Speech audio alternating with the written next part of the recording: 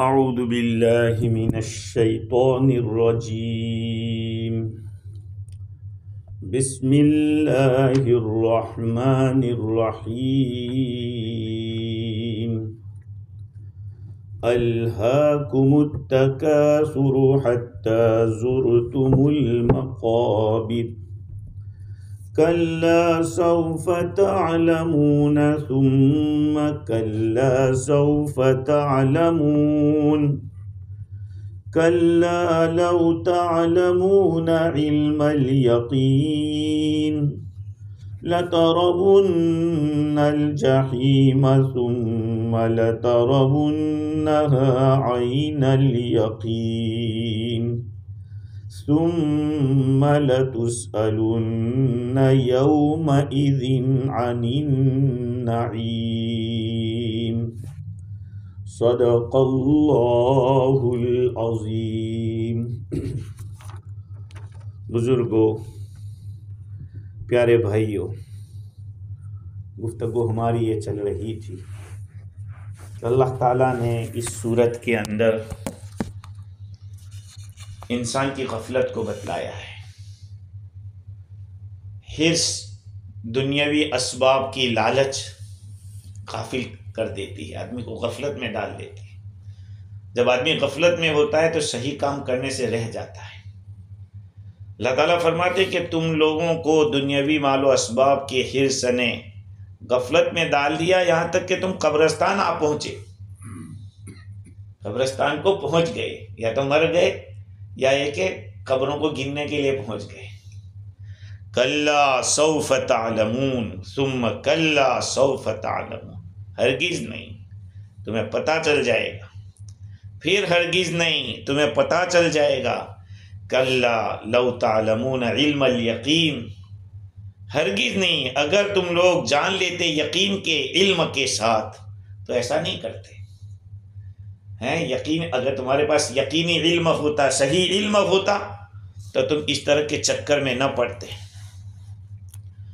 اگر تمہیں موت کا علم ہوتا اور انسان کو موت کے بعد کیا ملنے والا ہے، کیا پیش آنے والا ہے، اگر یہ سب باتیں معلوم ہو جاتی۔ اب یقین موت کو بھی کہتے ہیں، کس کو؟ نبی اکرم صلی اللہ علیہ وسلم کو اللہ تعالیٰ نے کیا فرمایا؟ وَاعْبُدْ رَبَّكَ حَتَّى يَأْتِيَكَ الْيَقِينُ، تم اپنے رب کی عبادت کرو یہاں تک کہ تمہارے پاس یقین آ جائے۔ یقین سے مراد موت ہے، کیونکہ موت کا آنا یقینی ہے۔ تو موت آئے وہاں تک اللہ تعالیٰ کی عبادت کرتے رہو۔ اگر تمہیں موت کا علم ہو جاتا تو پھر تم اس طرح کی غفلت میں نہ پڑتے۔ جب آدمی کو ایسا احساس ہوتا ہے کہ اب دنیا سے جانا ہے تو اس کو کوئی کھانا بھی اچھا نہیں لگتا، کچھ پینا بھی اچھا نہیں لگتا، بلکہ اگر ہاسپٹل کے اندر کوئی بیمار کے پاس گئے ہو، وہاں اگر کوئی چیز کھانے کو دیکھا، بھائی نہیں، وہ جگہ بیمار کھائے گا، لیکن کوئی دوسرا آدمی ہوگا، اس کا ایسا جب احساس ہوگا تو اگر حس مر گئی ہو تب تو قبرستان میں بھی لوگ رکتے نہیں ہیں، ہاں، حس مر جاوے، احساس ختم ہو جاوے تو پھر پینے والے قبرستان میں بھی پیتے ہیں۔ تو اللہ تعالیٰ نے فرمایا کہ لَتَرَوُنَّ الْجَحِيمَ، موت کی بات، اب موت کے بعد جہنم کی بات سنو کہ تم کو ضرور بھی ضرور جہنم کو دیکھنا پڑے گا۔ ثُمَّ لَتَرَوُنَّهَا عَيْنَ الْيَقِينِ، ارے تم یقین کی آنکھ سے دیکھو گے جہنم کو۔ یہ بار بار کیوں کہا کہ تم دیکھو گے، جہنم کو دیکھو گے؟ وَإِن مِّنكُمْ إِلَّا وَارِدُهَا، تم میں سے ہر ایک جہنم کے پاس جانے والا ہے، ہر ایک آئے گا۔ کان علی ربک حتما مقضیہ، یہ فیصلہ طے ہے اللہ کی طرف سے، یہ ہونے والا ہے۔ تو اب سوال یہ کہ یہ اللہ تعالیٰ جہنم دیکھنے کو بتا رہے تو بار بار بتایا، 2 دفعہ فرمایا لَتَرَوُنَّ الْجَحِيمَ، تم ضرور بھی ضرور جہنم کو دیکھو گے، ثُمَّ لَتَرَوُنَّهَا، پھر تم اس کو یقیناً دیکھو گے، اور وہ بھی کیسے؟ یقین کی آنکھ سے دیکھو گے۔ امام رازی نے کہا کہ اللہ تعالیٰ نے وعید کو بار بار بتلایا ہے کہ جہنم دیکھنا پڑے گی تم لوگوں کو، تاکید کرنے کے لیے، ایسی بات نہیں ہے، پکی بات ہے، اس لیے کہ وہ لوگ وعید سننے سے ڈرتے تھے، وعید سننے سے ڈرتے۔ کوئی آدمی کسی کام کو نہ کرتا ہو صحیح راستے پہ نہ آتا ہو تو اس کو دھمکایا جاتا ہے، بار بار دھمکایا جاتا ہے۔ تو اس لیے اللہ تعالیٰ نے بھی اور پھر قوت کے ساتھ فرمایا ضرور بالضرور، یہ گرامر کے اعتبار سے جو نون آیا ہے لترون، ضرور بالضرور تم دیکھو گے، تو نون کو لائے تاکید کے لیے کہ اس میں کوئی شک کی بات نہیں ہے، اور یہ بتلانے کے لیے کہ تم نہیں چاہو گے پھر بھی دیکھنا پڑے گا، جہنم کو دیکھنا پڑے گا آپ لوگوں کو، ضرور بھی ضرور دیکھو گے، مطلب یہ ہے کہ آپ کے اختیار میں نہیں ہے، مجبوراً دیکھنا پڑے گا جہنم کو۔ وَإِن مِّنكُمْ إِلَّا وَارِدُهَا، تم میں سے ہر ایک جہنم کے پاس آنے والا ہے، تو دیکھنا بھی ہر ایک کو ضروری ہے۔ ظاہری بات ہے کہ جہنم کے اوپر جو پل ہے، اوپر پل صراط جس کو کہتے ہیں، اس پر سے پار ہونا ہے۔ جب پار ہوگا تو جہنم تو دیکھے گا، جہنم کی آوازیں ہوگی، جہنم کی ایک آواز ہوگی۔ کسی جگہ آگ لگی ہو تو آپ یہ سوچیں کہ آگ کے اندر ایک آواز ہوتی ہے، ہاں، اس کے شعلے جب اٹھتے ہیں تو جہنم بھی اس طرح سے چلاتی ہے، حل من مزید، یہ قرآن میں ہے نا، یوم نقول لجہنم حل امتلأت وتقول حل من مزید، اس دن کو یاد کرو جس دن ہم جہنم سے کہیں گے کہ کیا تو بھر گئی، تو کہے گی کہ اور آنے دو، ہے اور۔ کسی عربی جاننے والے سے کہا گیا کہ اگر یہ کہا جائے کہ جہنم بہت زیادہ کشادہ ہے، اس کو عربی میں بتاؤ، تو کہا ان لجہنم لواسعۃ، یہ کہا دیکھو قرآن نے جہنم کی وسعت کو بتایا ہے، تو پوچھا جائے گا کہ جہنم کو کہ تو بھر گئے، تو کھانے اور آنے دو، اور ہے، تو کہا یہ جہنم کی وسعت بتاتی ہے کہ جہنم کتنی گہری ہوگی اور کتنی کشادہ ہوگی۔ ابھی ہم لوگ کسی منظر کو دیکھتے ہیں، فلسطین کے اندر جو مسلمانوں کے ساتھ ظلم و تشدد ہوا، اس کو ہم دیکھ نہیں پاتے، ہاں، دل کانپ اٹھتا ہے ہمارا، تو جو آتش جنی ہوتی ہے، آگ جو لگتی ہے، بڑے بڑے بلڈنگیں جلتی ہے، تو پھر دل نہیں، یہ تو جہنم ہوگی، ہاں، اور وہ دہتی رہے گی، اور ہر وقت اس کا منظر بھاری بھیانک ہوتا جائے گا۔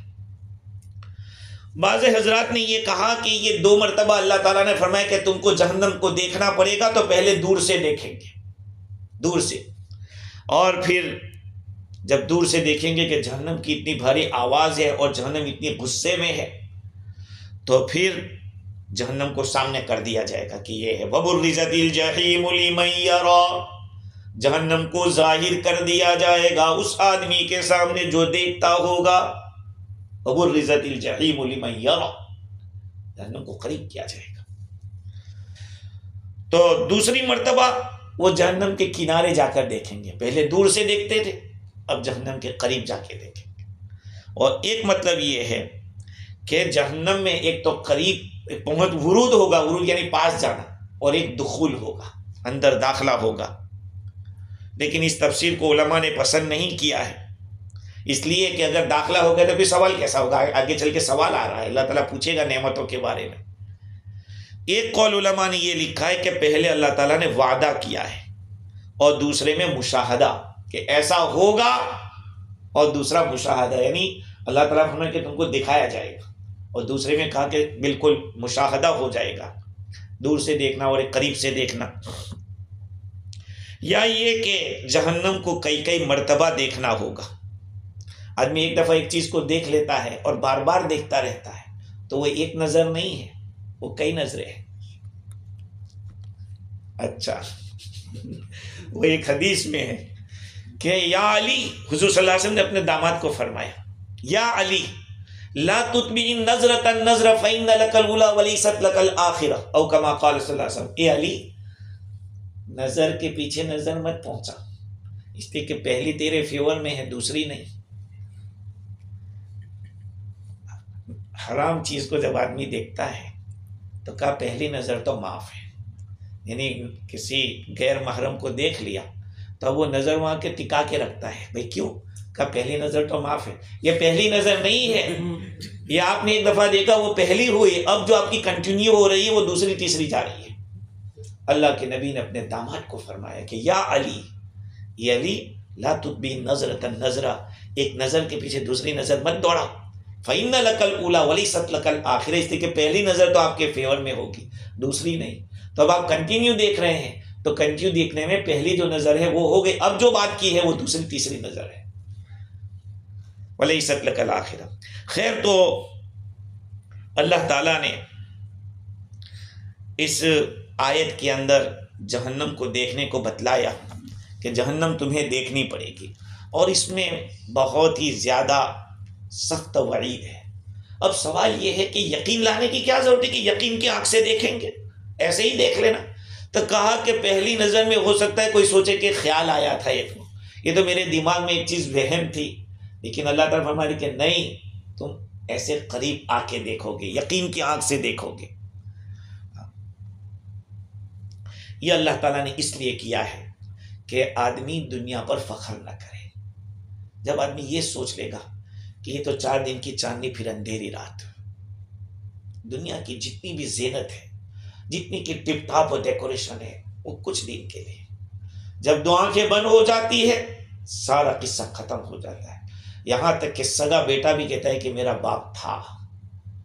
ایک آدمی کو پوچھا گیا کہ یہ کون؟ دیکھیں میرا باپ تھا۔ ارے بھائی ابھی بھی تیرا باپ ہے، مر گیا ہے، ابھی بھی اس کی باڈی ہے، تو یہ تو کہے کہ میرا باپ ہے، کہ نہیں تھا۔ دیکھیے آنکھیں بند ہوتے ہی سارے قصے ختم۔ اب کتنی بے وقوفی ہوگی ہماری کہ جو پائیدار اور ہمیشہ رہنے والی چیز نہیں ہے اس پہ تو ہم اتنے فدا ہو جائیں اور اتنے قربان ہو جائیں کہ جو ہمیشہ رہنے والی زندگی مرنے کے بعد ہی اس کے بارے میں ہم سوچے بھی نہ۔ کوئی نہیں کہتا آپ کو کہ اچھا مت کھاؤ، اچھا مت پہنو، اچھے مکان میں مت رہو، کوئی نہیں کہتا۔ رہیے، آپ اچھی طرح رہیے، اور ضروری ہے کہ آدمی اللہ کی نعمتوں کی قدردانی کرے۔ اگر آدمی کے پاس اس طرح کی اچھی نعمتیں نہیں ہوگی تو کبھی کبھی جو ہے اس کی بھی ناقدری کرنے لگتا ہے۔ اس لیے شریعت منع نہیں کرتی، ہاں شریعت یہ کہتی ہے کہ نعمت کی قدر کرو، اور جو موت کے بعد کی جو زندگی ہے جو یقینی ہے اور جس کی کوئی لمٹ نہیں ہے اس کی فکر کرو۔ آگے اللہ تعالیٰ نے کیا فرمایا؟ ثم لتسألن يومئذ عن النعیم، پھر تم لوگوں سے اس دن ضرور بالضرور پوچھا جائے گا نعمتوں کے بارے میں، نعمتوں کے بارے میں ضرور بالضرور پوچھا جائے گا۔ وہ نعمت کیا ہے؟ کن سے پوچھا جائے گا؟ مسلمانوں سے یا غیر مسلموں سے پوچھا جائے گا؟ کہاں پوچھا جائے گا؟ کب پوچھا جائے گا؟ دیکھو ایک آیت ہے، اللہ تعالیٰ نے بتلا دیا ثم لتسألن یومئذ عن النعیم، پھر تم لوگوں سے ضرور بھی پھر کا کیا مطلب؟ جہنم دیکھ لینے کے بعد پوچھا جائے گا؟ یہ سارے سوالات ہیں۔ تو پہلا سوال یہ ہے کہ کن سے پوچھا جائے گا؟ تم لوگوں سے پوچھا جائے گا، اس میں مسلمانوں سے پوچھا جائے گا یا نان بلیور سے پوچھا جائے گا؟ بعض علماء فرماتے ہیں کہ کافروں سے پوچھا جائے گا، جیسے کہ حسن بصری رحمۃ اللہ علیہ فرماتے ہیں کہ نعمتوں کے بارے میں جہنمیوں ہی سے پوچھا جائے گا، جو جہنم والے ہیں۔ اور ان کی دلیل کیا ہے کہ جہنم والوں سے پوچھا جائے گا، ایمان والوں سے نہیں پوچھا جائے گا؟ ان کا کہنا یہ ہے کہ صدیق اکبر رضی اللہ تعالی عنہ سے منقول ہے کہ جب یہ آیت نازل ہوئی تو عرض کیا صدیق اکبر رضی اللہ عنہ کی اللہ کے رسول صلی اللہ علیہ وسلم، کیا آپ کے ساتھ جو ہم نے کھانا کھایا ابو الہیثم کے گھر کے اندر اس کے بارے میں بھی پوچھا جائے گا؟ ابو الہیثم کے گھر میں جو کچھ لقمہ کھایا اس کے بارے میں پوچھا جائے گا؟ دیکھو یہ واقعہ کہ آپ صلی اللہ علیہ وسلم نے ابو الہیثم کے گھر کب کھایا تھا ایک تفصیلی واقعہ ہے۔ وہ یہ ہے کہ ایک مرتبہ نبی اکرم صلی اللہ علیہ وسلم تشریف لائے۔ عبداللہ ابن عباس رضی اللہ عنہ روایت کرتے ہیں کہ حضرت عمر بن خطاب رضی اللہ عنہ فرماتے تھے کہ آپ صلی اللہ علیہ وسلم دوپہر کے وقت اپنے گھر سے نکلے، صدیق اکبر رضی اللہ عنہ کو مسجد میں دیکھا، پوچھا حضور نے کہ ما اخرجک هذه الساعة، تمہیں کس چیز نے ابھی نکالا گھر سے؟ ابھی تو اتنا گرمی ہے، آپ کیسے؟ صدیق اکبر رضی اللہ عنہ نے عرض کیا ما اخرجک الذی اخرجک، اخرجنی الذی اخرجک یا رسول اللہ، جس چیز نے آپ کو نکالا اسی چیز نے مجھے بھی نکالا ہے۔ آپ کیوں نکلے؟ جس وجہ سے نکلے اسی وجہ سے میں بھی نکلا۔ اتنے میں حضرت عمر ابن خطاب رضی اللہ عنہ حاضر ہوتے ہیں، حضور فرماتے ہیں کہ ما اخرجک یا ابن الخطاب، ایک خطاب کے بیٹے کس چیز نے آپ کو ابھی نکالا؟ ابھی عرب کی گرمی اور دوپہر کی چلچلاتی گرمی میں آدمی کہاں نکلے گا؟ بند کر کے آدمی پڑا رہے گا گھر میں، کہا آپ اس وقت نکلے؟ حضرت عمر رضی اللہ عنہ فرمایا کہ اس چیز نے نکالا مجھے جس نے تم دونوں کو نکالا ہے۔ فرماتے ہیں کہ حضرت عمر رضی اللہ تعالی عنہ بیٹھ گئے، آپ صلی اللہ علیہ وسلم آگے بڑھے ان سے بات کرتے ہوئے کہ کیا تم لوگوں میں طاقت ہے کہ یہ جو کھجور کا باغ ہے وہاں ہم چل کے چلے جائیں، وہاں پہنچ جائیں، وہاں پہ کچھ کھانا پینا اور سایہ مل جائے گا، ٹھنڈک بھی رہے گی، کھانا بھی ملے گا، پانی بھی ملے گا۔ ہم نے کہا کہ ٹھیک ہے۔ آپ صلی اللہ علیہ وسلم نے فرمایا کہ ہمارے ساتھ چلو، ابن تیہان کے مکان کے اوپر، ابو الہیثم انصاری ان کی کنیت ہے، کہا ان کے گھر چلو۔ آپ صلی اللہ علیہ وسلم آگے تشریف لے جا رہے، پیچھے پیچھے یہ دونوں صحابی رسول ہیں۔ وہاں پہنچے، سلام کیا اور اجازت مانگی 3 مرتبہ، السلام علیکم ورحمۃ اللہ، کیا ہم آ سکتے ہیں؟ 3 مرتبہ کیا، اندر سے کوئی جواب نہیں ملا۔ ہیثم کی جو بیوی ماں تھی وہ دروازے کے پیچھے سے بات سن رہی تھی کہ حضور سلام کر رہے ہیں اور اجازت مانگ رہے ہیں، لیکن کوئی جواب نہیں رہے۔ یہ سوچتے رہے کہ حضور اور سلامتی کی دعا بھیجتے رہے اور ہم سنتے رہے کہ اللہ کے نبی کی دعا ہم کو ملتی رہے، یہ موقع کہاں ملے گا؟ تو آپ صلی اللہ علیہ وسلم سے انہوں نے سنا تو صحیح لیکن جواب نہیں ملا، تو آپ صلی اللہ علیہ وسلم واپس ہو گئے۔ تو ہیثم کی ماں دوڑتی ہوئی پیچھے آئی اور عرض کیا کہ اللہ کے رسول، آپ کا سلام تو ہم نے سن لیا تھا، لیکن ہمارا مقصد یہ تھا کہ آپ کے سلام اور زیادہ ہمیں ملتے رہے۔ آپ صلی اللہ علیہ وسلم نے ان سے فرمایا کہ ٹھیک ہے۔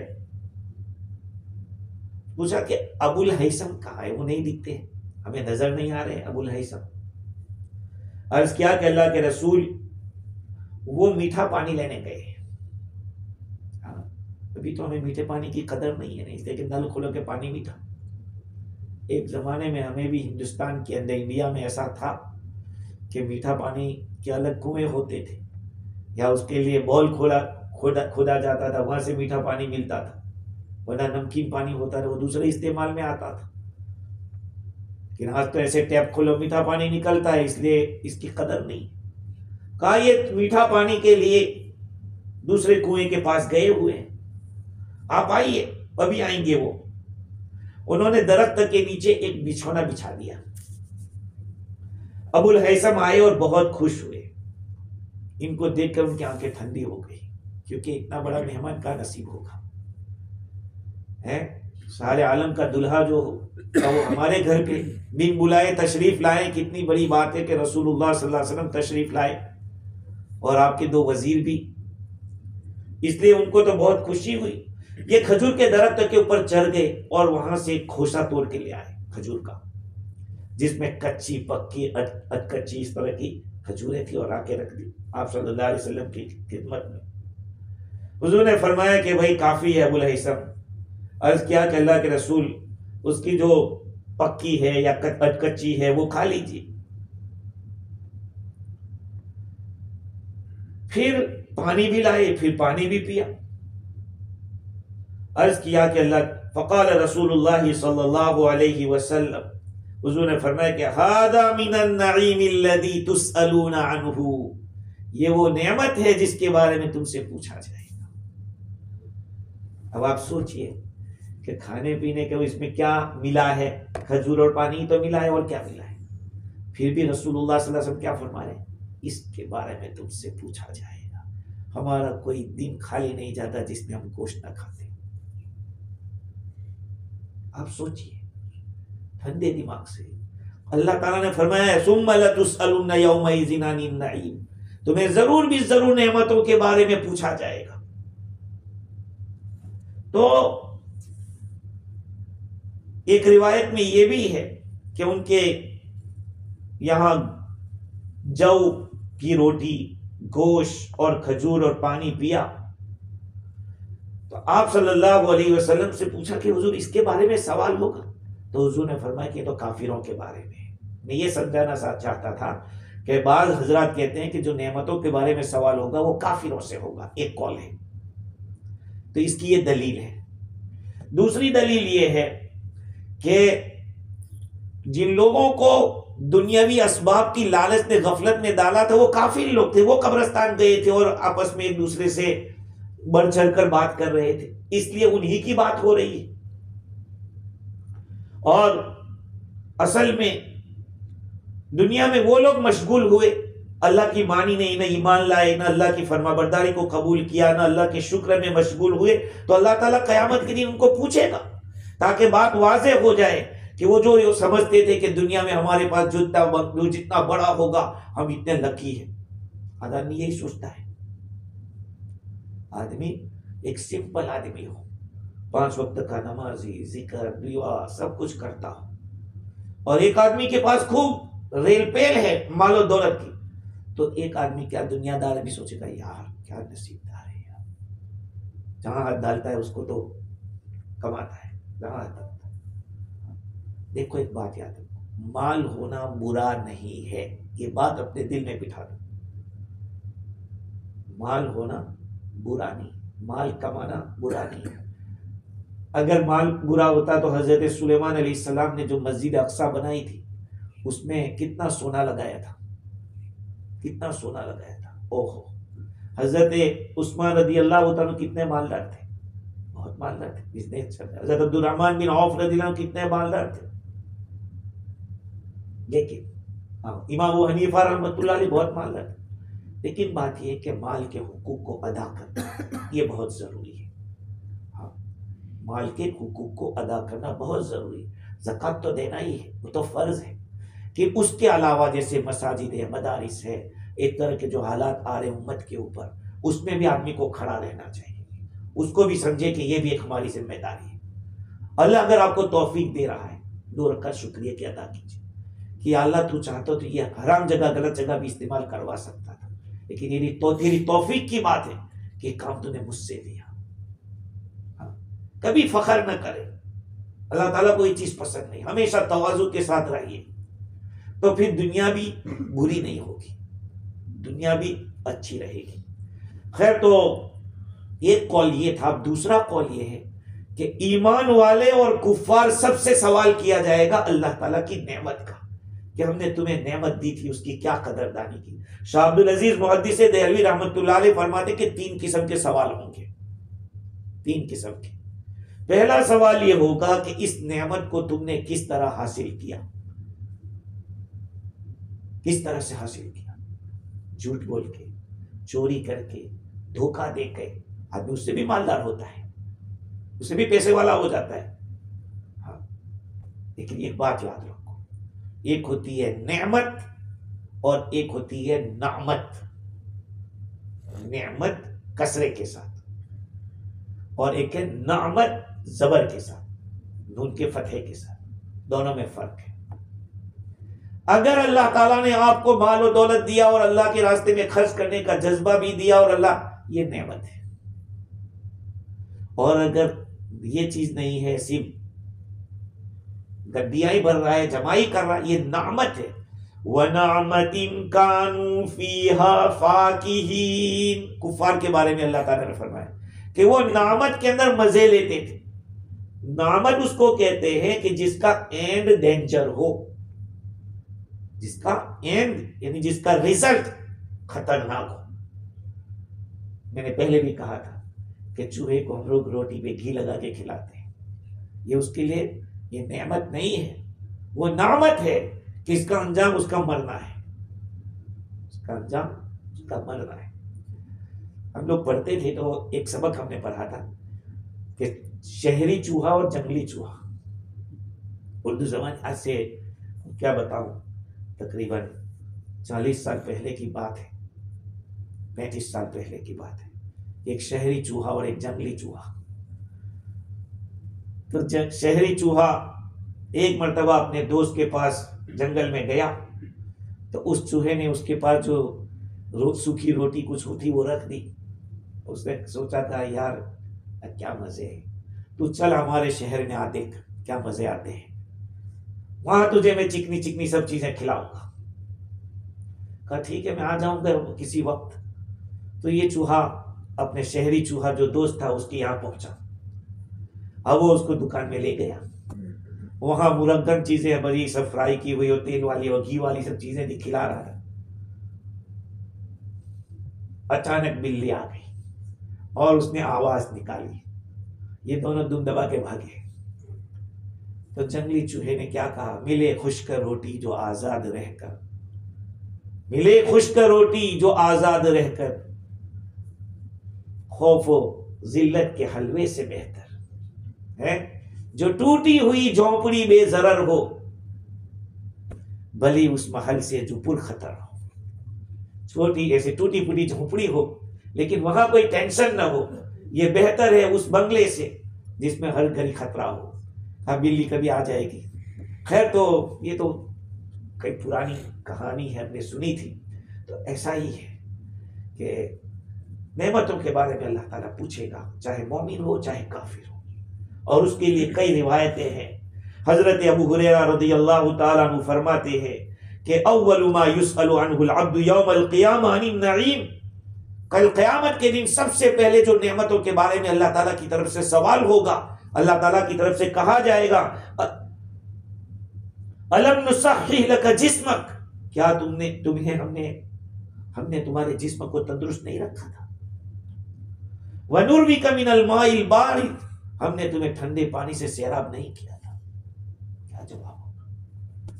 ہے اگر اللہ تعالیٰ پوچھنے پہ آ جائے کہ چلو جواب حساب دو، حساب دو، کیا حساب ہوگا ہمارے پاس؟ ایک آدمی نے پوری زندگی اللہ تعالیٰ کی عبادت کی، اور ایسی عبادت کی، ایسی کئی 100 سال تک عبادت کرتا رہا تنہائی میں۔ اللہ تعالیٰ نے اس کے لیے ایک انار کا درخت اگا دیا، وہاں سے انار کھاتا تھا، اور ایک میٹھے چشمے کا پانی وہاں سے پانی پیتا تھا، بس۔ جو گزرا تو اللہ تعالیٰ فرمایا کہ ہم اپنے فضل سے تمہیں جنت دیتے۔ کہے گا کہ اللہ تیرے فضل تو اتنے سال کی عبادت کہاں گئے میری؟ اللہ تعالیٰ فرشتے سے فرمائے گا جاؤ اس کو لے جاؤ، جہنم کی سیر کرا کے لاؤ۔ یہ جہنم کی سیر کرے گا تو جہنم کی گرم گرم ہواؤں سے اس کو پیاس لگے گی، وہ کہے گا پانی ملے گا؟ کہا پانی ملے گا لیکن بہت مہنگا ہے پانی۔ کہا کیسے؟ کہا تمہاری زندگی کی آدھی عبادت ہمیں دے دو تو پانی کا گلاس مل سکتا ہے۔ کہا ٹھیک دیتا ہوں پانی، پیاس مارا کیا کروں گا؟ 2 دفعہ میں اس کی پوری زندگی کی عبادتیں فرشتے نے لے لی۔ جب سیر کر کے آیا تو کہا کہ کیسا ہے؟ کہا کہ ٹھیک ہے، ہم نے جو انار کا درخت اگایا تھا اور میٹھے چشمے کا پانی، اس کا حساب دو۔ کہا اللہ تیرے فضل ہی سے جنت مل سکتی ہے۔ اب اللہ تعالیٰ قیامت میں فرمائے گا الم نصحح لک جسمک، ہم نے تمہارے جسم کو تندرست نہیں رکھا؟ وَنُرْوِكَ مِنَ الْمَاءِ الْبَارِدِ، ہم نے تمہیں ٹھنڈے پانی سے سیراب نہیں کیا تھا؟ ہم لوگ کیا جواب دیں گے؟ اگر کہا گیا کہ ہاں تو پوچھا جائے گا کہ تم نے کیا عبادت کی تھی، ہماری عبادت کیا کی؟ تھوڑا سوچو بستر پہ جا کے کہ 5 ٹائم کی نماز ہے، اگر ہم جائیں ہر 5 ٹائم کی نماز میں مسجد میں جا کے شکر پڑھ کے آ جائیں، زیادہ اور کچھ نہ کریں، پڑھ کے چلے جائیں، تو کم از کم اللہ کے گھر کا ایک ماحول جو ہوتا ہے، کیا ماحول ہوتا ہے؟ فرشتوں کا آنا جانا، ایک قلبی سکون اور راحت کا سبب. اللہ کی قسم ہم لوگ اللہ کا جتنا شکر ادا کریں کم ہے. ایک زمانے میں گھر دور تھے، راستے دور کے رہتے تھے. اب تو ماشاءاللہ پہلے میں شریف بھائی کے گھر جاتا تھا تو گھما کے کتنی لائٹوں کو چیر پھاڑ کر کے پہنچتے تھے، لیکن آج سر سے سیدھے سے چلے جاتے ہیں. کتنا قریب کر دیا اللہ تعالیٰ نے، کتنا قریب کر دیا. کوئی بہانہ نہیں ہمارے پاس. تو یہ سوال ہوگا کہ تمہیں تندرست جسم دیا تھا. کتنے لوگ دنیا سے ایسے گئے کہ پوری زندگی بیمار رہے لیکن خدا کے حکم کو پورا کرتے رہے. ہماری باری آئے گی ہم کیا کہیں گے؟ تو اس سے معلوم ہوا کہ بھئی تندرست مسلمان بھی ہوتا ہے، غیر مسلم بھی ہوتا ہے، تو اس سے سوال ہوگا، ہم سے بھی ہوگا. ٹھنڈا پانی جیسے کافر پیتا ہے ہم بھی پیتے ہیں، تو ان سے ہوگا ہم سے بھی ہوگا. دوسری روایت یہ محمد بن لبید فرماتے ہیں کہ جب یہ آیت کریمہ نازل ہوئی ثم لتسألن یومئذ عن النعیم، تم سے ضرور بھی ضرور نعمت کے بارے میں پوچھا جائے گا. تو آپ صلی اللہ علیہ وسلم نے سے صحابہ نے عرض کیا کہ حضور وہ کیا نعمتیں ہیں جس کے بارے میں ہم سے پوچھا جائے گا؟ حضور نے فرمایا کہ وہ پانی ہے، کھجور ہے. ہاں سوال یہ تھا کہ نعمتوں کے بارے میں پوچھا جائے گا. حضور آپ تو بتا رہے قرآن کہہ رہا ہے، حالانکہ ہم نے کھایا کیا؟ کھجور کھایا، پانی پیا، اور تلواریں تو ہماری گلے پہ لٹکی رہتی کندھے کے اوپر دشمن کے سامنے. تو پھر مزہ کیا لیا ہم نے، فائدہ کیا اٹھایا؟ حضور نے فرمایا کہ وہ ہو کے رہے گا. جواب نہیں دیا. کیا ہوگا؟ کیا پوچھا؟ کس چیز کے بارے میں پوچھا؟ ان ذالک سیکون، کہا کہ ہو کے رہے گا. اللہ پوچھے گا نعمت کے بارے میں. اللہ تعالیٰ اگر ہمیں چاہتا تو ماں کے پیٹ سے ٹیڑھا میڑھا پیدا کرتا تو ہے. ہمارا جسم صحیح سالم، بدن میں کوئی عیب نہیں ہے، کوئی فالٹ نہیں، تو ہم کیا کر سکتے تھے؟ بیچارہ پاگل ہوتا ہے، وہ کھانا اور پاخانے کو فرق نہیں کر پاتا. کھانا اور پاخانا دونوں کا فرق نہیں کر پاتا کہ دماغ نہیں اس کے پاس. تیسری حدیث حضرت عمر رضی اللہ تعالیٰ عنہ فرماتے ہیں کہ انہوں نے عرض کیا کہ اللہ کے رسول کس نعمت کے بارے میں ہم سے پوچھا جائے گا؟ حالانکہ ہم کو تو مکہ سے نکالا گیا، ہمارے گھر تھے اتنے اچھے مکے میں، ہمارا مال اتنا زیادہ وہاں تھا، اور ہم کو وہاں سے نکالا گیا. تو پھر وہ کون سی نعمت ہے جس کے بارے میں ہم سے پوچھا جائے گا؟ آپ صلی اللہ علیہ وسلم نے ارشاد فرمایا، حدیث سنیے، من اصبح آمنا فی سربہ معافا فی بدنہ وعندہ قوت یومہ فَكَأَنَّمَا حِيزَتْ لَهُ الدُّنْيَا بِحَذَافِيرِهَا او کما قال صلی اللہ علیہ وسلم. جو آدمی اپنے گھر کے اندر امن کے ساتھ ہو اور اپنے بدن کے اندر عافیت کے ساتھ ہو، تندرست بدن والا ہو، اور اس کے پاس اس دن کی روزی موجود ہو، گویا کہ اس کے لیے ساری دنیا جمع کر دی گئی. آپ میں سے کون ایسا ہے کہ جس کے پاس 3 مہینے کا گھر میں کھانا نہیں بنا ہے؟ مجھے بتاؤ. 6 مہینے تک وہ گوشت نہ خریدے، اتنا گوشت پڑا ہے، کئی مہینوں کا اناج بھرا ہوا ہے. دنیا میں ایسے بھی لوگ ہیں کہ ایک ٹائم کا خرید کے کھاتے ہیں. اور ہمارے فلسطینی بھائیوں کا حال تو سوچ لو، تو پھر کھانا اچھا نہیں لگے گا. اب بتاؤ، حضور تو فرماتے کہ ایک دن کا کھانا موجود ہے، تو گویا کہ اس کے لیے پوری دنیا جمع کر دی گئی. آج ہم میں سے ہر ایک کے فریزر کے اندر ڈیپ فریز میں کئی مہینوں کا کھانا پڑا ہوا ہے.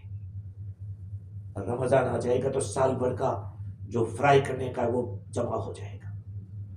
ہم نہ نہیں کہتے کہ مت کرو، لیکن اعمال بھی اتنے پاورفل کرو ہے.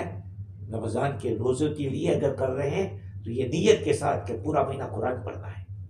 عورتیں بھی یہ نیت کریں، یہ نہیں کہ مزے سے کھائیں گے آرام سے. ہاں، ہمارا گزشتہ رمضان اور آنے والا رمضان دونوں میں فرق ہونا چاہیے. جیسے ہمارے کھانے میں فرق آ جاتا ہے کہ دوسرے دنوں میں کھانا اور رمضان کے کھانے میں فرق ہوتا ہے. اللہ تعالیٰ فرماتے ہیں تمہیں نعمتوں کے بارے میں ضرور پوچھا جائے گا. تو حضور فرماتے ہیں کہ جس کے پاس جو اپنے مکان میں امن کے ساتھ ہو، تندرست بدن ہو، اور ایک دن کا کھانا ہو، سمجھ لو اس کو پوری دنیا دے دی گئی. ہم اپنے بارے میں سوچیں. کہ ہمارے پاس کیا ہے۔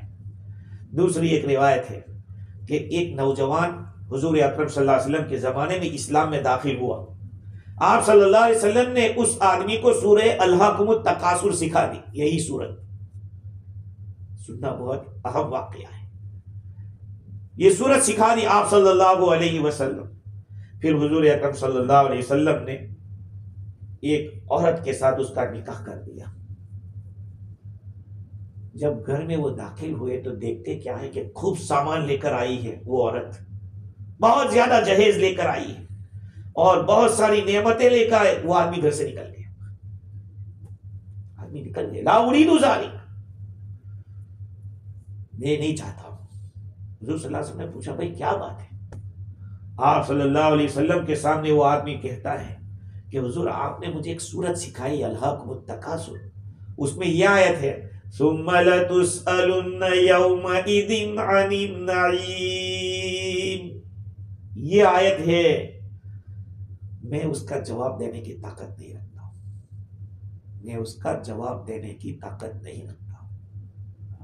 اس لیے مائیں اور بہنیں جو سن رہی ہیں، یاد رکھیں ہم اپنے گھروں کے اندر کتنا کتنا جمع کر کے رکھتے ہیں، جیسے کہ مرنا ہی نہیں ہم لوگوں کو ہے، کسی کو ہم نے کوئی نہیں چاہتا مرنا، نہیں ڈر لگتا ہے کہ کیا ہوگا۔ بعض لوگ اس لیے جینا چاہتے ہیں کہ اس کے مزے سے اب مزے کے دن آئے ہیں، یہ سب مزے چھوٹ جائیں گے۔ ثم لتسألن یومئذ عن النعیم۔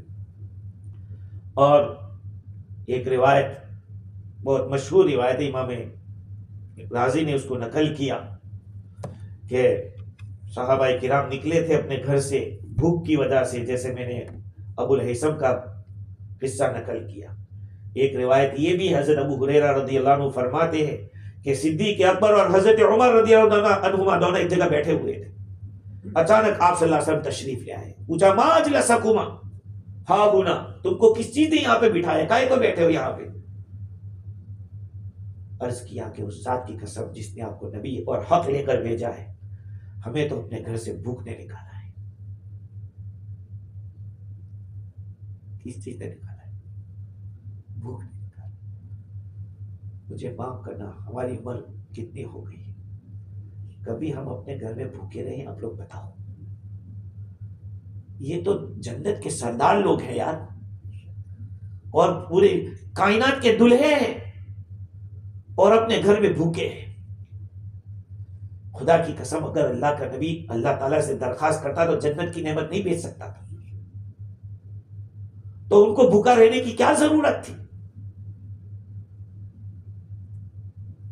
ہماری باتیں، محفلیں، کھانے پینے اور بحثیں، ہماری مجلسیں ایسی رہتی ہے، کبھی یہ تو سوچو یار کہ اللہ کا نبی بھوکا کیوں رہا، صدیق اکبر بھوکے کیوں رہے، عمر فاروق بھوکے کیوں رہے رضی اللہ عنہ۔ نبی اکرم صلی اللہ علیہ وسلم نے فرمایا والذی بعثنی بالحق ما اخرجنی غیرہ، اس ذات کی قسم جس نے مجھے حق لے کر بھیجا ہے، مجھے اس کے سوا کسی اور چیز نے نہیں نکالا ہے اپنے گھر سے، میں گھر سے نکلا ہوں تو اسی وجہ سے نکلا ہوں، یہی چیز مجھے نکلنے کی باعث بنی ہے۔ چلو ہم چلتے ہیں، ایک انصاری صحابی کے گھر پہنچتے ہیں، ان کی عورت ان کا ویلکم کرتی ہے، حضور پوچھتے ہیں کہ کہاں گیا؟ کا پانی لینے، میٹھا پانی۔ وہ آدمی آتا ہے اپنا مشکیزہ اٹھا کے اور کہتا ہے مرحبا مرحبا، ویلکم ویلکم، ما زار العباد شیء افضل من نبی زارنی اليوم، کسی چیز نے بندوں کو دیکھا نہیں جو میں نے آج دیکھا ہے، میرے نبی میرے گھر پہ آئے، یہ میری سعادت ہے کہ دنیا کے اندر کسی چیز کوئی آدمی اتنا لکی نہیں ہوگا جتنا میں آج لکی کہ اللہ کے نبی میرے گھر تشریف لائے۔ انہوں نے اپنا مشکیزہ لٹکا دیا اور کھجور کا خوشہ لیا ہے، حضور نے فرمایا کہ یہ چن چن کے لاتے؟ کہا حضور میں کیا چنتا، آپ کی نظریں چنیں گی اس کو، آپ چنیں گے، مجھے کون سا پسند ہے؟ نہیں، میں پورا لے کے آیا، آپ کو کچا کھانا ہو پکا کھانا ہو، کھجور کئی قسم کا ہوتا ہے، آپ جو چاہیں کھا لیں۔ میں سوچا کہ آپ کی آنکھیں اس کو پسند کرے گی، چھڑا لیا۔ آپ صلی اللہ علیہ وسلم نے فرمایا کہ دیکھنا دودھ دینے والی بکری مت ذبح کرنا۔ کیا دودھ دینے والی مت ذبح کرنا، اس لیے کہ دودھ دینے والی کا فائدہ روزانہ کا ہے، اور تمہارے بچے دودھ پیئیں گے اور تم ہماری خدمت میں کان ڈالو گے تو پھر اس کا کیا ہوگا؟ انہوں نے ایک ذبح کیا. آپ صلی اللہ علیہ وسلم نے فرمایا لَتُسْأَلُنَّ عَنْ هَٰذَا يَوْمَ الْقِيَامَةِ، تم سے ضرور بھی ضرور قیامت کے دن اس کے بارے میں پوچھا جائے گا. اخرجکم من بیوتکم الجوع، تم لوگوں کو بھوک نے نکالا تھا گھروں سے، تم اپنے گھر نہیں پہنچے یہاں تک کہ تمہیں اللہ نے یہ نعمت دے دی. فہذا من النعیم، سن لو یہ نعمت ہے اللہ کی. یہاں تو ایک ٹائم کے کھانے پہ یہ کہا جا رہا ہے، اور ہمارا حال کیا ہے؟ ہمارا حال کیا ہے؟ بیوی نے کھانے میں اگر کچھ مرچ زیادہ ڈال لی یا کچھ گڑبڑ ہو گئی تو سورا گھر آسمان سر پہ اٹھاتے ہیں، اور مرضی کے خلاف پکا لیا تو مر گئی وہ. سوچو یار، انسان بنو، انسان بنو.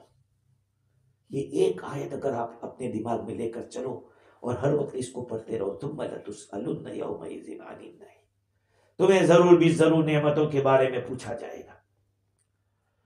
حضرت نبی اکرم صلی اللہ علیہ وسلم کا ارشاد ہے کہ ابن آدم کے 2 قدم ہرگز نہیں ہٹ سکیں گے یہاں تک کہ اس کے 4 چیزوں کے بارے میں پوچھ لیا جائے. عن عمرہ فیما افناہ، اتنی بڑی عمر دی تھی ہم نے آپ کو، کہاں اس کو ختم کیا.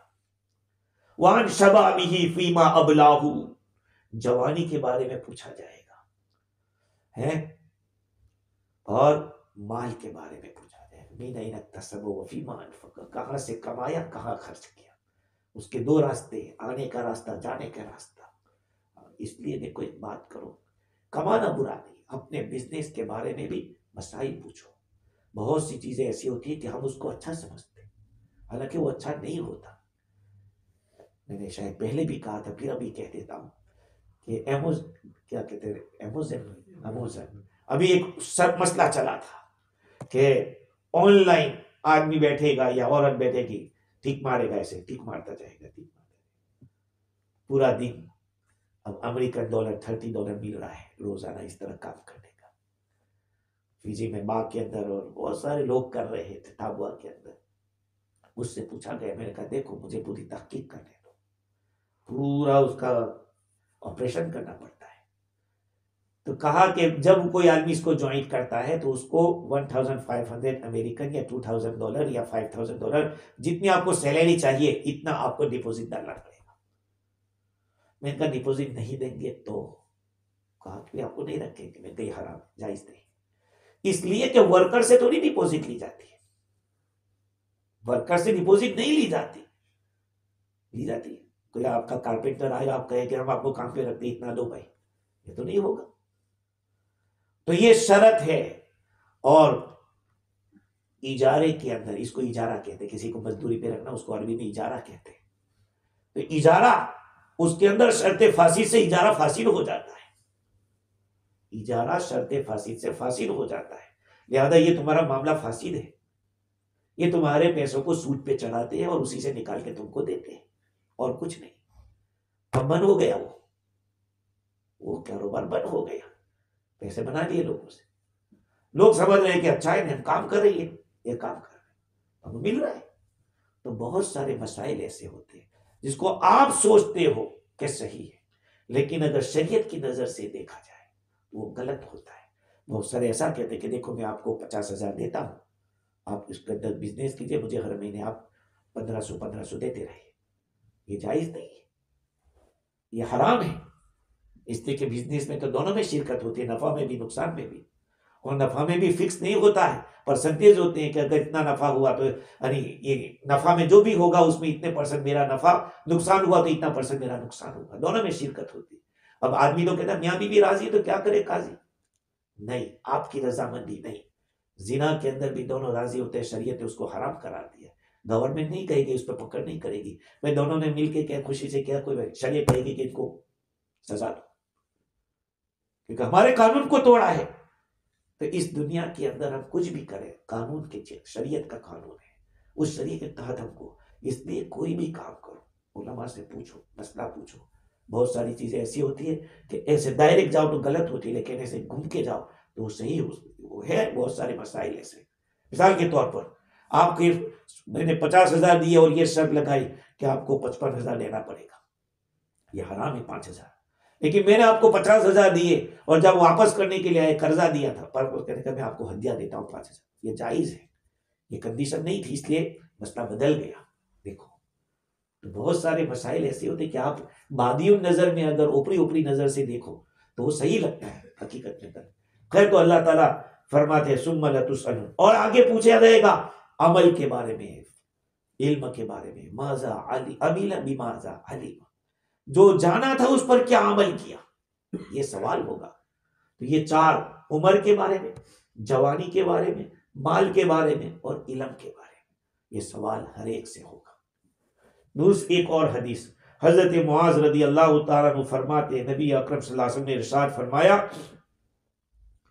کہ بندے کو قیامت کے دن پوچھا جائے گا، یہاں تک کہ اس کی آنکھوں کے سرمے کے بارے میں بھی پوچھا جائے گا، اور اگر کسی مٹی کے ڈھیلے کو ایسے توڑا تھا انگلی سے، یہاں تک کہ اپنے بھائی کے کپڑے کو چھویا تھا، اس کے بارے میں بھی پوچھا جائے گا.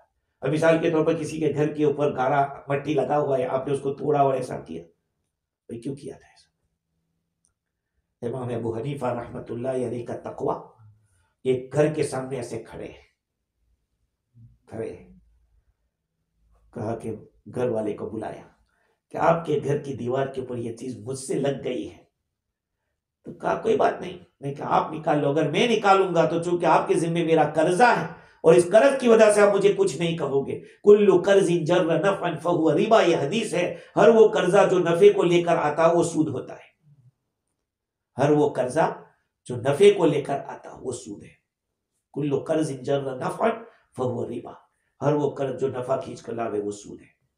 تو کہا کہ اگر آپ کا گھر کا نقصان مجھ سے اس طرح ہوتا تو میرا قرضہ ہے کہ اس لیے آپ مجھے کچھ کہیں گے نہیں، تو یہ سود ہو جاتا. اتنی پاکیزہ لوگ پہلے زندگی گزارتے تھے. خیر تو ثم لتسألن یومئذ عن النعیم کے اندر یہ ہے کہ ایمان والے سے بھی پوچھا جائے گا اور کفر کرنے والے سے بھی پوچھا. لیکن اب سوال یہ ہے کہ وہ چیزیں کیا ہیں جس کے بارے میں پوچھیں گے. اب سوال یہ ہے، اس کے بارے میں راضی نے تقریباً 9 اقوال نقل کیے. ایک تو یہ ہے کہ پیٹ کا بھرا ہوا ہونا، ٹھنڈا پانی ہونا اور نیند کی لذت، گھر کا سکون، بہترین بدن کا، یہ سب کے بارے میں پوچھا جائے. مجھے بتائیے ہم میں سے کون ایسا آدمی ہے جس کے پاس یہ نعمتیں نہیں ہیں؟ پیٹوں کا پیٹ بھر کے کھانا ملنا، ٹھنڈا پانی ملنا، پانی کیا بڑھیا سے بڑھیا جوس مل رہا ہے، اور سوال بڑھ جائیں گے اس کے اوپر. اور اس کے ساتھ ساتھ بہترین نیند. کیسی نیند کہ فجر بھی غائب ہو جا رہا ہے. میں بدگمانی نہیں کرتا کہ آپ لوگ نہیں پڑھتے گھر پہ، میں بدگمانی نہیں کرتا. الحمدللہ بہت سے لوگ ایسے ہیں جو پڑھتے ہیں، گھرے پڑھتے ہیں، کہ بدگمانی کرنا میرے لیے جائز بھی نہیں. لیکن کتنا ہی اچھا ہو کہ کچھ 25 40 24 آدمی 20 آدمی آتے ہیں، ان کے ساتھ ہم بھی شریک ہو جائیں تو مسجد کے جو ایک الگ ثواب ہے اور ایک ذمہ داری ہے وہ بھی پوری ہو جائے. ہر آدمی یہ کوشش کرے کہ اپنے ساتھ ایک آدمی کو لائے تو مسجد آباد ہو سکتی ہے. میں الحمدللہ اس معنی کر کے بہت اللہ کا احسان ہے کہ لوگوں کی توجہ بڑھ رہی ہے. دوسری نمازوں میں الحمدللہ لوگ آ رہے ہیں. کوشش کرو کہ اور نمازوں میں بھی آدمی 5 ٹائم، اگر گھرے ہے تو 5 ٹائم مسجد میں پڑھو. کام پہ ہے تو مغرب عشاء اور فجر پڑھو. اگر کام پہ فجر میں جلدی چلے جاتے تو ٹھیک ہے، پھر تو آپ کا معذور ہے اس معاملے کے بعد گھر پڑھ کے چلے جاؤ، یا اگر گھر پہ کوئی ہو تو اس کے ساتھ جماعت کر کے پڑھ لو، لیکن جماعت کو مت چھوڑو. ہاں تو یہ ابن مسعود رضی اللہ عنہ فرماتے ہیں کہ جس نعمت کے بارے میں پوچھا جائے گا وہ امن، تندرستی اور آدمی کا فارغ رہنا، یعنی بیزی نہ رہنا، فراغت. بعد میں کہتا ہے میں تو فری ہی پڑا ہوں، یا کچھ بھی کرنا نہیں ہے، بس آرام. تو تندرستی، امن، چین، سکون. اب دیکھیے ہمارے ملک میں امن نہیں ہے تو اور کیا ہے. فی جی میں ہم کتنا امن، رات کو 12 بجے 1 بجے آدمی پیدل چل رہا ہے روڈ کے اوپر. میرے گھر کے سامنے سے رات کو 2 بجے ایک آدمی گزر رہا ہے، 1 بجے گزر رہا ہے. کتنا اس کو امن نہیں کہیں گے اور کیا کہیں گے آپ بتاؤ. یہاں بھی تو امن نہیں، الحمدللہ. تو امن والی زندگی، تندرستی اللہ نے دے رکھی ہے، آدمی فری ہے. مجھے بتائیے صبح میں آپ صبح سے 8 گھنٹے شام تک کام کرے جاتے ہیں، پھر کیا ہے آپ کو؟ پھر تو فری ہے۔ قرآن سیکھیے، آ کے مسجد کو آباد کیجیے، ہم بیٹھے ہیں، مسئلہ پوچھیے، تلاوت کیجیے، ذکر کیجیے، وقت کو کام میں لائیے۔ یہ سارا جو وقت اللہ نے دیا ہے، یہ کسی نہ کسی نیک عمل کے اندر اس کو ڈال لینا چاہیے۔ ابن عباس رضی اللہ عنہ فرماتے ہیں کہ جس چیز کے بارے میں پوچھا جائے گا وہ بہترین کھانے پینے اور تندرستی، یہ ساری چیزیں۔ بعض لوگوں نے کہا کہ آنکھ اور کان جو اللہ کی نعمت ہے اس کے بارے میں، اور حضرت حسن ابن فضل فرماتے ہیں کہ قرآن مجید کو اللہ نے آسان کیا اور بہترین شریعت عطا فرمائی۔ کیا اسلام ایسا دھرم ہے کہ اللہ کی قسم کوئی دنیا کا کوئی عمل ایسا نہیں جس کا اس کے پاس سولوشن نہ ہو۔ تمہاری 24 آورز کی جو لائف ہے اس میں آپ جس کسی چیز سے سفر ہو رہے یا فیس کر رہے ہیں، اس کا جواب الحمدللہ اس شریعت میں موجود ہے۔ ہاں، بعد لوگ کیا سوچتے کہ یہ تو دین کا معاملہ نہیں، ہر چیز کے بارے میں سوال ہے اور ہر چیز کا جواب ہے دین کے اندر۔ ہاں، آپ یہ نہ کہیں کہ یار یہ تو اس کا تو دین سے کوئی تعلق، مولانا لوگوں کو کیا پتا ہے یار یہ تو اس کا دین سے کوئی تعلق نہیں۔ آپ کا ہر عمل، آپ بچے کو اگر کچھ بول بھی رہے ہیں تو اس کا بھی شریعت کے پاس حکم ہے کہ آپ بچے کو یہ نہیں بول سکتے یا بچے کو یہ نہیں کر سکتے۔ اپنی فیملی لائف میں بھی ہر چیز کے بارے میں اللہ تعالیٰ کا احسان ہے کہ دین میں موجود ہے اس کا۔ اور ابن عمر رضی اللہ عنہ فرماتے ہیں کہ جس چیز کے بارے میں سوال ہوگا وہ ٹھنڈا پانی ہے، اور حضرت امام باقر رحمۃ اللہ علیہ فرماتے تھے کہ وہ عافیت ہے۔ حالانکہ حضرت باقر جو ہے رحمۃ اللہ علیہ حضرت علی رضی اللہ عنہ کے اولاد میں سے ہے، آگے چل کے حضرت علی سے ان کا یہ مل جاتا ہے۔ تو ان کے بارے میں جابر جعفی فرماتے ہیں کہ میں ایک مرتبہ حضرت باقر رحمۃ اللہ علیہ کے پاس گیا تو وہ فرما رہے تھے، سوال کیا انہوں نے کہ ثم لتسألن یومئذ عن النعیم کے بارے میں آپ کی کیا رہے، علماء کیا فرماتے؟ تو جابر جعفی ہے، وہ ایک محدث ہے، انہوں نے بتایا کہ علماء تو فرماتے کہ سایہ ہے، پانی، ٹھنڈا پانی ہے اس کے بارے میں۔ تو کیا کہا انہوں نے کہ کوئی آپ کے گھر میں آ جاوے، آپ اس کو بٹھاؤ اور ٹھنڈا پانی پلا دو تو احسان جتلاؤ گا، تم میرے گھر آئے تھے، میں نے ٹھنڈا پانی پلایا تھا آپ کو، یہ کوئی احسان جتلانے کی بات؟ کہا اللہ تعالیٰ اپنے گھر کے اندر اگر ہم کو ٹھنڈا پانی دے گا تو اس کے بارے میں پوچھے گا؟ تو کہا کہ آپ بتائیے کس چیز سے اللہ تعالیٰ نے احسان جتلایا ہے؟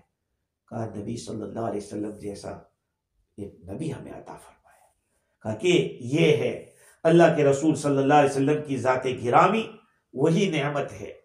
ہاں، اللہ تعالیٰ نے اس عالم کے اوپر جو بڑا انعام کیا کہ حضور نے گمراہی سے لوگوں کو نکالا۔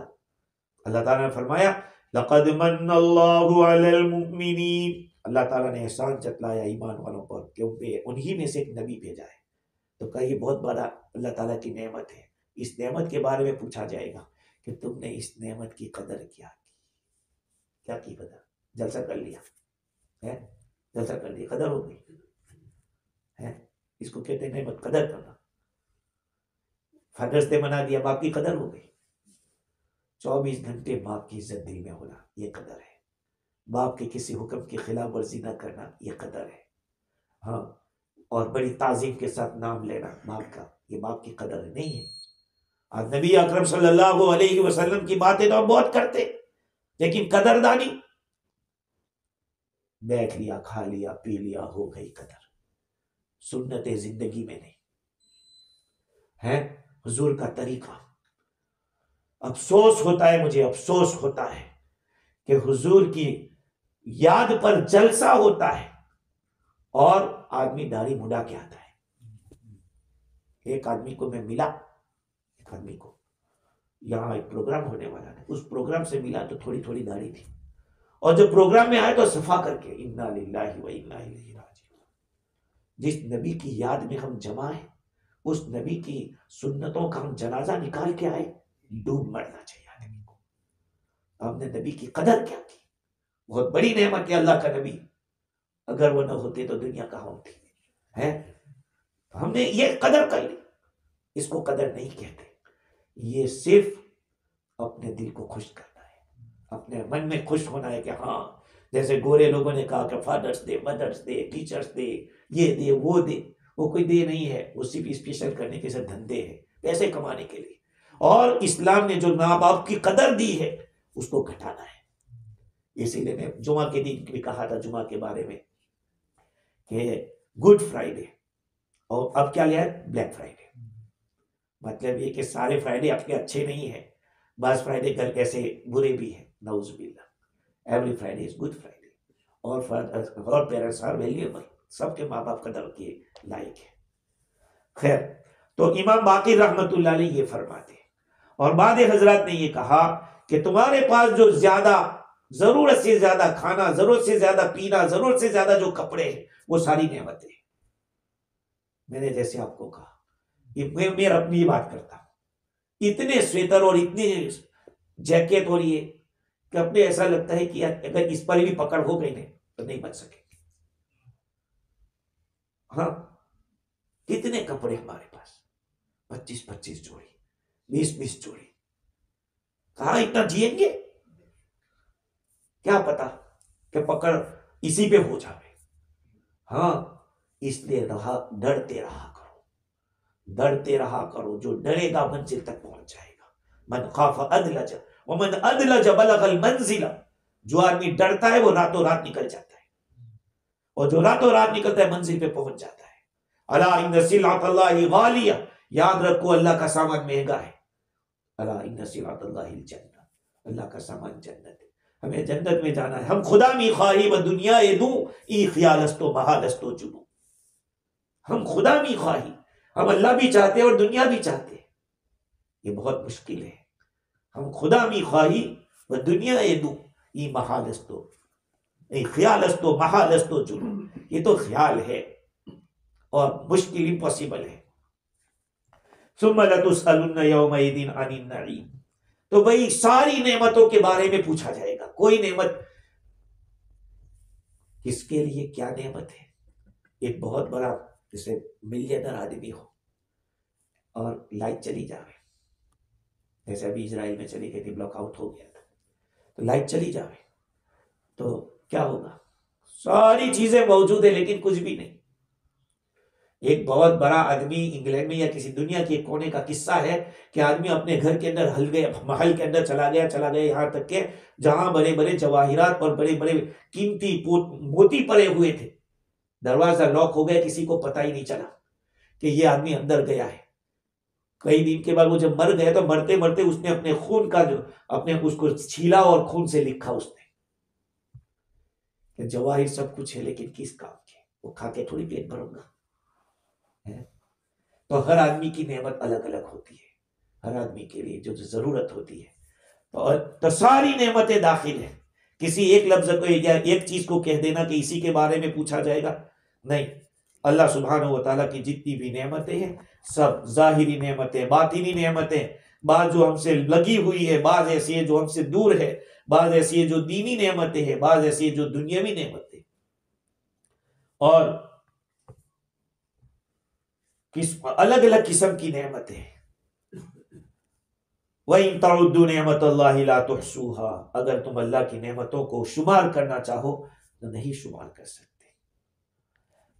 ابن عمر رضی اللہ عنہ نے فرمایا کہ ٹھنڈا پانی، کیونکہ وہ ہر جگہ ملتا ہے، ہر جگہ آپ کو ملے گا ٹھنڈا پانی، اس کے بارے میں اللہ تعالیٰ پوچھے گا، اور اس میں مومن ہو یا کافر ہو سب برابر ہے، سب سے پوچھا جائے گا۔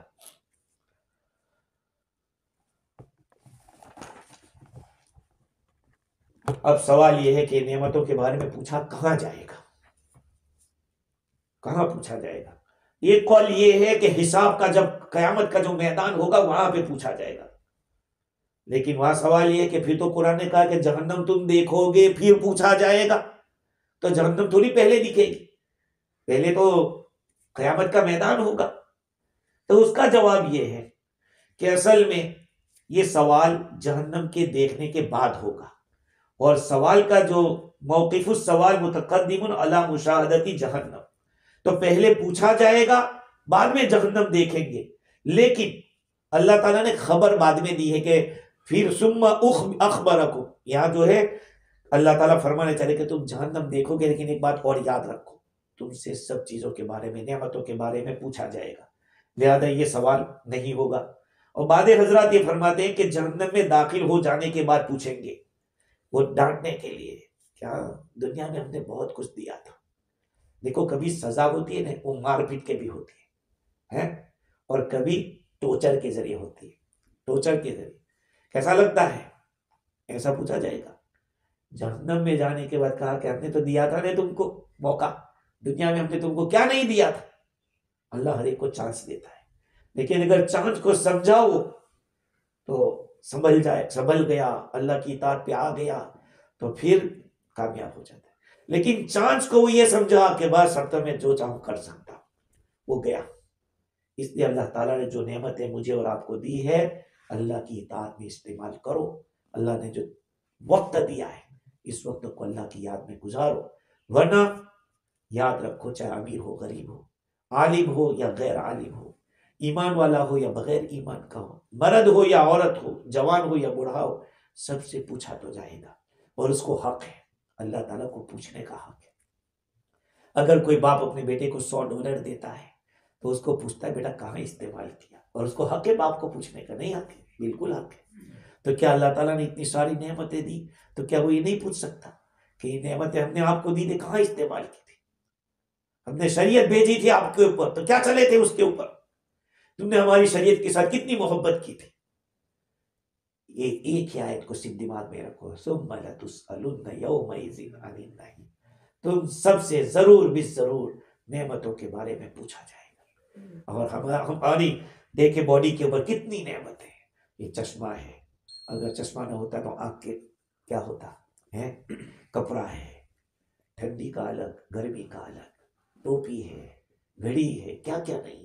اللہ تعالیٰ مجھے بھی اور آپ کو بھی اس سورت کو بلکہ پورے قرآن کو سمجھنے کی اور زندگی گزارنے کی توفیق عطا فرمائے. آخر دعوانا الحمدللہ.